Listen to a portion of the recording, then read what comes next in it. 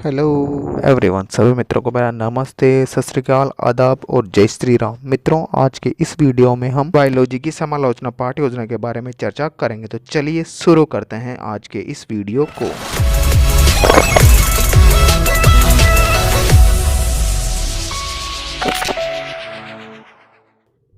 सबसे पहले मित्रों, जो आपकी दैनिक पाठ्य योजना डायरी है, उस पाठ्य योजना डायरी के ऊपर ही ऊपर आपको पाठ्य योजना का क्रमांक लगा लेना, क्योंकि ये समालोचना पाठ्य योजना है तो इसके अंदर पाठ्य योजना ही तैयार होगी।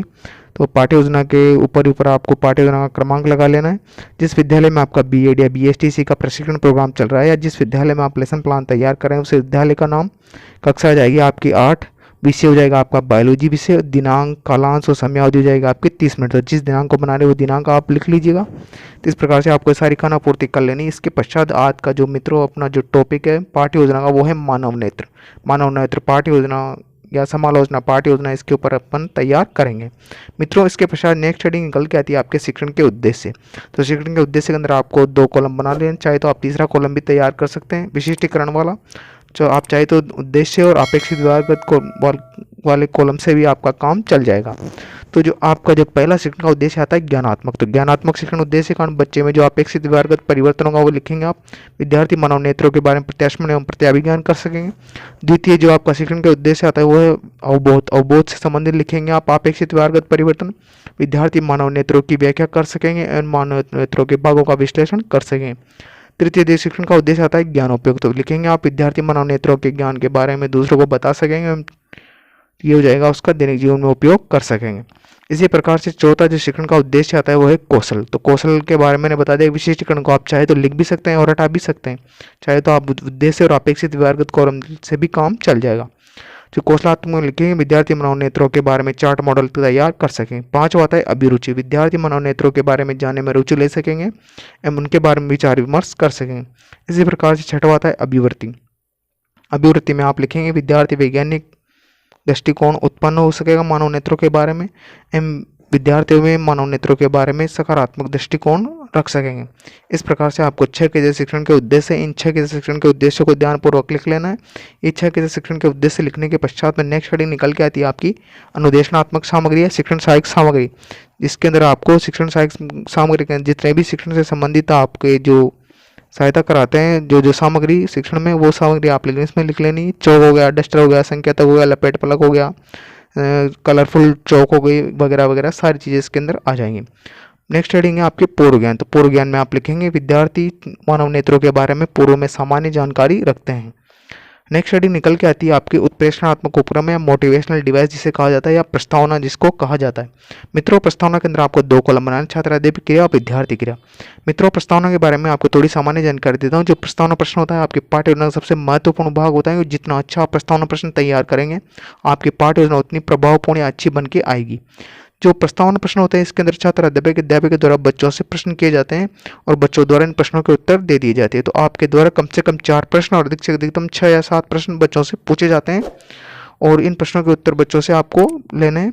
और जो ये प्रश्न होते हैं आपको तार्किकता के क्रम में पूछने हैं। कहने का मतलब है इन प्रश्नों को आपको तार्किकता के क्रम से में बच्चों से पूछना है और आप चाहे तो किसी भी प्रकरण से संबंधित ये प्रश्न पूछ सकते हैं। जरूरी नहीं जो प्रकरण आप पढ़ा रहे हैं उस प्रकरण से संबंधित आप प्रश्न पूछे, लेकिन आपको एक बात ध्यान में रखनी है, ये प्रश्न तार्किकता के क्रम में होना चाहिए और जिस जो प्रकरण पढ़ा रहे हैं उस प्रकरण से जोड़ते हुए इन प्रश्नों को आपको बच्चों से पूछना है।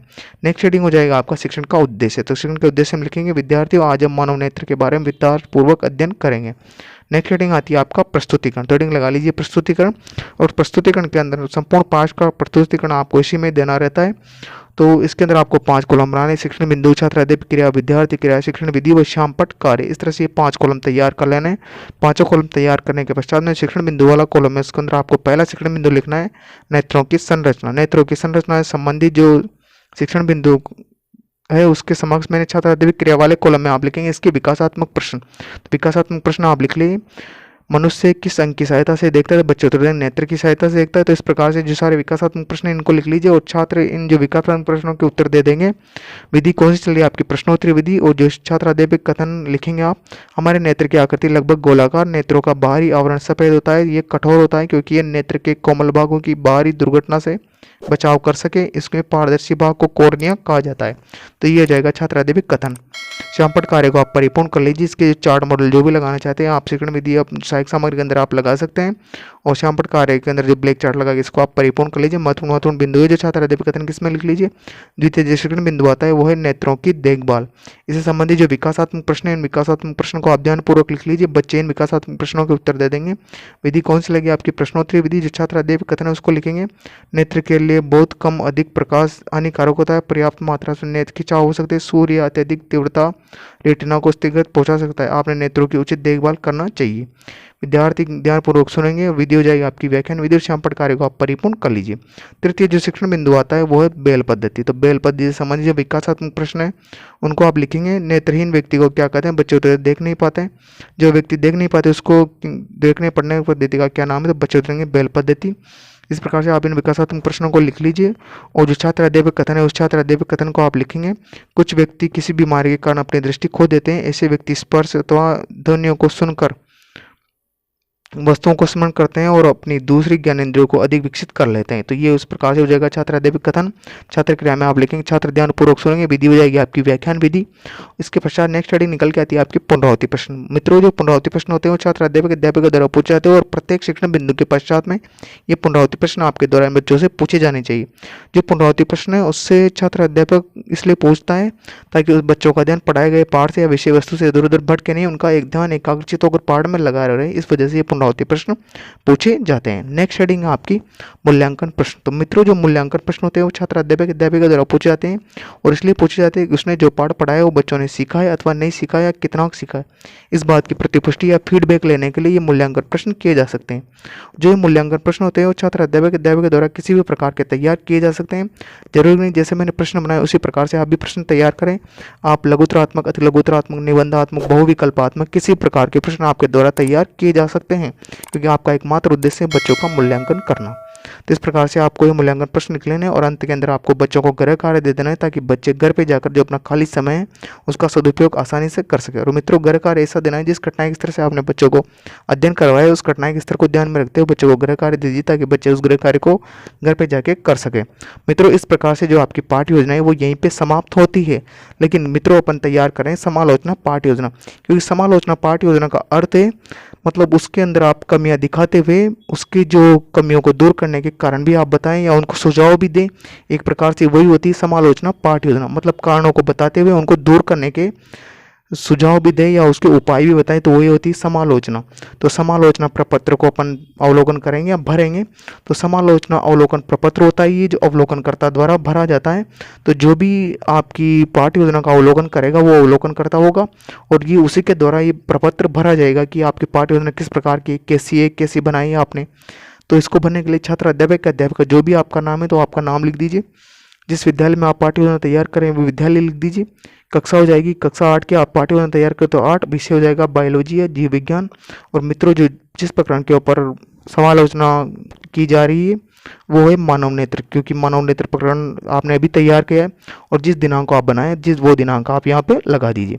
इस प्रकार से आपको ये सारी खाना पूर्ति कर लेनी है और अवलोकनकर्ता द्वारा ये सारी चीज़ें भराई जाएगी। जैसे प्रस्तावना, तो प्रस्तावना अवलोकनकर्ता द्वारा देखा जाएगा कि आपने जो पाठ्य योजना तैयार की है वो पाठ्य योजना के अंदर आपका प्रस्तावना कैसा है। तो अवलोकनकर्ता द्वारा जैसा भी उस प्रकार से लिखा जाएगा, अगर कठिन है तो कठिन लिख देगा, सरल है तो सरल लिख देगा, तो अवलोकनकर्ता द्वारा लिखा जाएगा। सरल एवं स्पष्ट थी जो आपकी जो प्रस्तावना है वो बच्चों की आयु से संबंधित प्रश्न थे। तृतीय जो अवलोकनकर्ता द्वारा जो बिंदु लिखा गया जाएगा वो आपकी पाठ्य योजना के आधार पर ये सारे बिंदु लिखे जाएंगे। जैसे आपकी पाठ्य योजना है उसी पाठ्य योजना को स्मरण करते हुए या ध्यान में रखते हुए अवलोकनकर्ता द्वारा सारे बिंदु वहाँ पर लिखे जाएंगे। तो जिस प्रकार से आपका जो तृतीय शिक्षण बिंदु है प्रश्न पूर्व ज्ञान पर आधारित थे, तो इस प्रकार से अवलोकनकर्ता द्वारा ये सारी चीज़ें लिखती जाएंगी। उद्देश्य कथन, तो उद्देश्य कथन कैसा था तो अवलोकनकर्ता द्वारा लिख दिया जाएगा जैसा भी उद्देश्य कथन था। स्पष्ट उद्देश्य कथन था। और प्रस्तुतिकरण कैसा था अवलोकनकर्ता द्वारा लिख दिया जाएगा। उत्तम था तो उत्तम और अति उत्तम था तो उत्तम, किसी जिस भी प्रकार का था वो अवलोकनकर्ता द्वारा उसी प्रकार का लिख दिया जाएगा। नेक्स्ट है पाठ्य वस्तु। पाठ्य वस्तु से मतलब है कि आपने पढ़ाते समय कौन कौन सी सामग्री का उपयोग किया है या शिक्षण बिंदु का उपयोग किया है, वो सारी पाठ्य वस्तु के अंतर्गत आती है। शिक्षण बिंदु आपने कौन कौन से उपयोग किए थे? पहला है नेत्रों की संरचना, दूसरा है नेत्रों की देखभाल और तीसरा है बेल पद्धति। ये आपने जो पाठ्य वस्तु थी ये पढ़ाते समय या प्रस्तुतिकरण देते समय ये पाठ्य वस्तु आपने उपयोग की थी। तो ये तीनों पाठ्य वस्तु क्योंकि आपने देखिए जो आपने अभी लेसन प्लान तैयार किया था उस लेसन प्लान के अंदर ये तीनों शिक्षण बिंदु थे। द्वितीय आता है पद्धति या मेथड, कौन सी शिक्षण विधियाँ आपने जो पाठ्य विधि आपने अपनाई है या शिक्षण कराते समय या पाठ्य योजना बनाते समय, वो थी व्याख्या विधि और प्रश्नोत्तरी विधि। व्याख्या विधि एवं प्रश्नोत्तरी माध्यम के से आपने बच्चों को पाठ तैयार करवाया था, तो ये हो जाएगा आपकी पद्धति। नेक्स्ट आता है आपका पुनरावृत्ति। आपने सही पुनरावृत्ति की नहीं की तो ये अवलोकनकर्ता द्वारा लिख दिया जाएगा, अगर सही की तो सही कर देगा वो, तो अवलोकनकर्ता लिख देगा सही समय पर किए गए। नेक्स्ट है प्रयोग। आपने उचित प्रयोग नहीं किए या नहीं किए तो कौन किस आधार पे किए, तो अवलोकनकर्ता द्वारा लिख दिया जाएगा उचित प्रयोग किए, प्रश्नों के माध्यम से किए, जिस प्रकार से भी किया उस प्रकार से वो लिख देगा। छठवां आता है श्यामपट्ट कार्य। श्यामपट्ट कार्य आपने परिपूर्ण किया है नहीं किया, बच्चों को दिख रहा है नहीं दिख रहा है, इसी प्रकार से जो भी आपकी जानकारी है वो अवलोकनकर्ता उस अवलोकन प्रपत्र में लिख देगा या समालोचना प्रपत्र में लिख देगा। स्पष्ट व स्वस्थता, सभी बच्चे श्यामपट्ट पर लिखी विषय वस्तु को देख पा रहे थे, तो ये हो जाएगा श्यामपट्ट कार्य के बारे में। नेक्स्ट आता है आपकी सहायक या अध्ययन सामग्री या सहायक सामग्री या शिक्षण सहायक सामग्री या टीचिंग एड्स जिसको कहा जाता है कि आपने क्या क्या चीज़ें बच्चों को पाठ्य योजना पढ़ाते समय या बनाते समय या सिखाते समय क्या क्या सामग्री आपने उपयोग में ली जिससे बच्चा और अधिक सीख सके। जैसे चार्ट हो गया, लपेट फलक हो गया, श्यामपट्ट हो गया, संकेतक हो गया, चौक हो गया, रंगीन चौक हो गई, मॉडल हो गए, तो इतनी सारी सामग्री जो आपने की वो सारी सामग्री आप इसमें लिख दीजिए। नेक्स्ट आता है प्रश्नोत्तर। तो अवलोकनकर्ता ये भी लिख देगा कि आपने प्रश्नोत्तर बच्चों से किए नहीं किया, प्रश्नों के उत्तर पूछे नहीं पूछे, तो जो भी किए वो लिख देगा। किए गए और सरल से कठिन के ये दोनों प्रकार के प्रश्न अवलोकनकर्ता लिख देगा कि जो छात्र अध्यापिका उन्होंने दोनों प्रश्न सरल से कठिन दोनों प्रश्न किए। नेक्स्ट है शिक्षण का व्यक्तित्व। शिक्षक का व्यक्तित्व कैसा था, अवलोकनकर्ता लिख देगा। जिस शिक्षक का व्यक्तित्व जैसा भी था, उत्तम था तो उत्तम लिख देगा, अति उत्तम था तो उत्तम, और उत्तम नहीं था तो वो लिख देगा। तो शिक्षक का व्यक्तित्व क्या था, उत्तम था तो उत्तम लिख दिया जाएगा। और पाठ की सफलता, क्योंकि अवलोकनकर्ता द्वारा सारी चीज़ें लिखी जाएगी, आपके द्वारा नहीं लिखी जाएगी, अवलोकनकर्ता लिखेगा समालोचना प्रपत्र के अंदर। तो उद्देश्य की पूर्ति, अगर आपने जो पाठ पढ़ाए वो पाठ के शिक्षण के उद्देश्य पूरे हुए नहीं हुए तो शिक्षण के उद्देश्य की पूर्ति हो गई, सामान्य से विशिष्ट की ओर पूर्ति हो गई, तो ये पाठ की सफलता हो जाएगी। गतिविधियों का आपने प्रयोग किया नहीं किया, तो गतिविधियों का अगर प्रयोग किया तो गतिविधियों का प्रयोग किया गया। निरीक्षण कार्य किया गया नहीं किया है तो निरीक्षण कार्य किया गया। गृह कार्य दिया गया नहीं दिया गया, तो गृह कार्य लिखित में दिया गया है तो लिखित में दिया गया लिख देंगे आप। नोट 14 है सुझाव से मतलब है कि आपने क्या क्या गलतियां की, उन गलतियों को सुधार करने के लिए या उनको दोबारा वो गलतियां नहीं हो तो या जो भी है आपको समालोचना दी जाएगी उसमें आप अगली बार में उसको सुधार सकें, तो इस वजह से ये हो जाएंगे सुझाव। और सुझाव किसके द्वारा जाएंगे, अवलोकनकर्ता के द्वारा, ताकि आप अगली बार में आपकी पाठ योजना को बहुत अच्छी बना सकें। तो पाठ का प्रस्तुतिकरण अच्छा या और भी अच्छा करने का प्रयास करें, ये हो जाएगा आपका सुझाव। नीचे आप छात्र अध्यापक के तो अध्यापिका के तो हस्ताक्षर हो जाएंगे, अवलोकनकर्ता के हस्ताक्षर और पर्यवेक्षक के हस्ताक्षर यहाँ पर आप कर सकते हैं। मित्रों आशा करता हूँ कि आपको वीडियो अच्छा लगा होगा, तो प्लीज़ वीडियो को लाइक करें, शेयर करें और चैनल को सब्सक्राइब करना ना भूलें। अगर मित्रों आपको किसी भी प्रकार की समस्या का सामना करना पड़ रहा है तो प्लीज़ हमारे कमेंट बॉक्स में कमेंट जरूर छोड़ें ताकि आपकी समस्या का समाधान जल्द से जल्द किया जा सके। Thanks for watching.